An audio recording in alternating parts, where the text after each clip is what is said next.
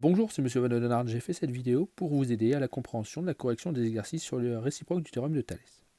Dans cet exercice, on voit qu'on doit démontrer que la droite BC est parallèle à la droite DE. Alors, dans un premier temps, on remarque que la droite BC appartient au grand triangle ABC. Dans un second temps, on aperçoit que la droite DE appartient au petit triangle DEA. Et tous les deux ont le point A comme sommet commun. Ce point va être important, grâce à lui on va pouvoir déterminer les quotients que l'on doit calculer. Donc on commence la rédaction, on commence par le traditionnel on sait que. Dans un premier temps, nous allons calculer donc le premier quotient. Comme je vous le disais à l'instant, on va donc commencer ce quotient par la lettre A.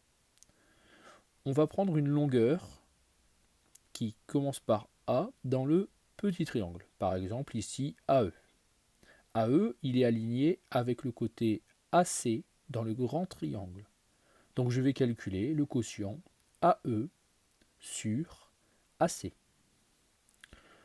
Dans l'énoncé, je vois que AE fait 2 cm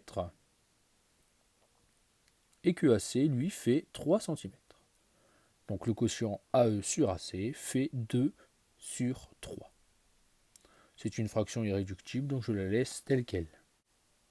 Dans un second temps, je vais calculer donc un deuxième quotient qui commence également par la lettre A. Vous rajouterez un T à part, j'ai oublié le T. Donc tout à l'heure, on avait pris AE. Ici, dans le même triangle, une autre longueur qui commence par la lettre A, je n'ai pas le choix, c'est AD. Elle est alignée avec AB. Donc je vais calculer AD sur AB.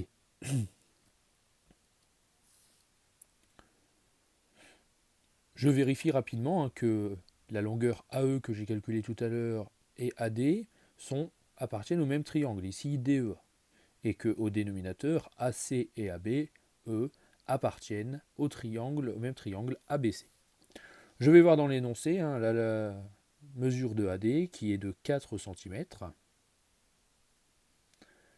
et la mesure de AB qui est de 6 cm.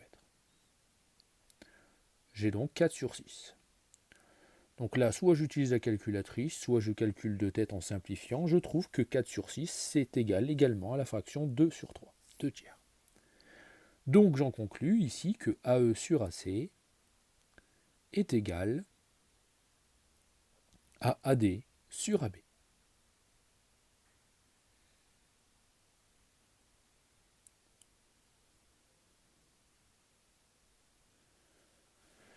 Nous avons vu qu'il était important aussi de préciser que les points étaient alignés dans le même ordre.